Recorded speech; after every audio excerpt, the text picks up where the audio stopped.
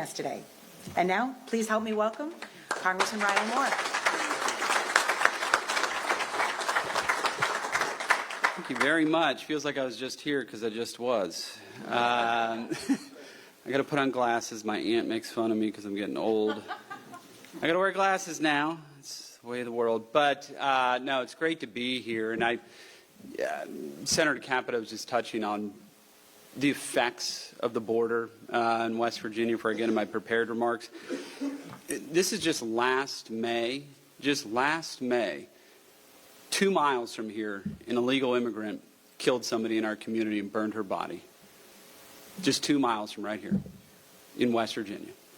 It's really hard to believe, so it feels like every state is a border state, to be honest with you, with the effects that it's having on everybody. But on that somber note, I do want to say it's a pleasure to be back here at the CBP Advanced Training Center, to be part of Monarch Hall. That is kind of a tongue twister. Monarch Hall ribbon cutting. This new facility is crucial to expanding the good work of the CBP that's been ongoing here in West Virginia. I'd like to also start by thanking the hardworking men and women of Customs and Border Protection who work with little recognition sometimes. Certainly from my office they get that, but sometimes in the public they do not, and they very much deserve it for keeping our nation safe. So thank you all very much.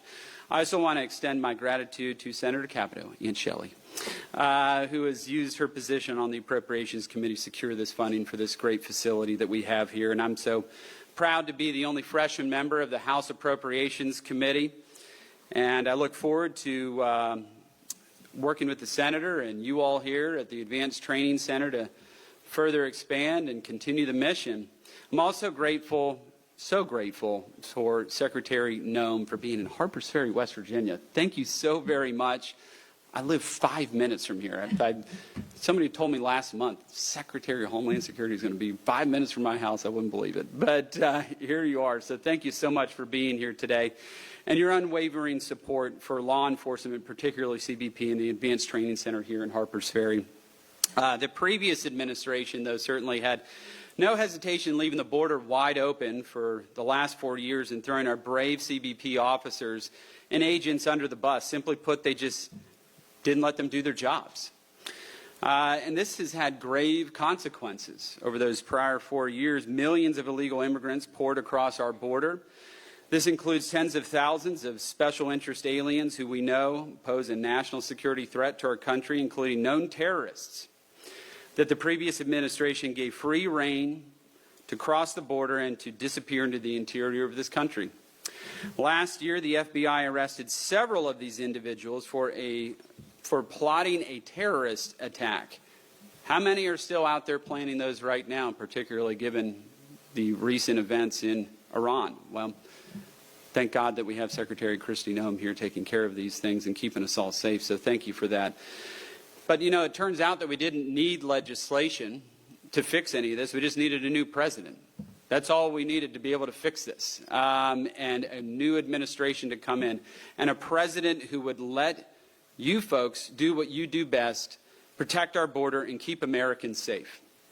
As a result, the number of border crossings has cratered to historic lows. It's hard to believe there's hardly anybody trying to cross right now, with just 8,400 encounters in the month of April compared to 129,000 last year in the month of April. It's just astounding. Just 2 weeks ago, I visited this facility, as I mentioned at the outset, with several of my House colleagues. We did bring some other House members out here. While here, I tried the training simulator, which allows instructors to gauge officer and agent responses to lifelike situations without putting anyone in harm's way. You were there for that, so you can attest to this. I did a good job on this. There was a guy coming up with a knife, and there was somebody in the car. I neutralized both these folks in 1.5 seconds with 7 rounds. One of them a headshot through a windshield. That's correct. So we're big Second Amendment supporters in West Virginia. So I'd like to come back out to the gun range whenever you get some time. But it's a great simulator. It was very, very lifelike. And actually The simulator gun itself had the weight of like a Glock. It felt like an actual handgun and had a bit of recoil and all that, which I found very interesting. So thank you for that again. And I'm also, if you ever need any help out in the field, though, give me a shout. I'll head on down.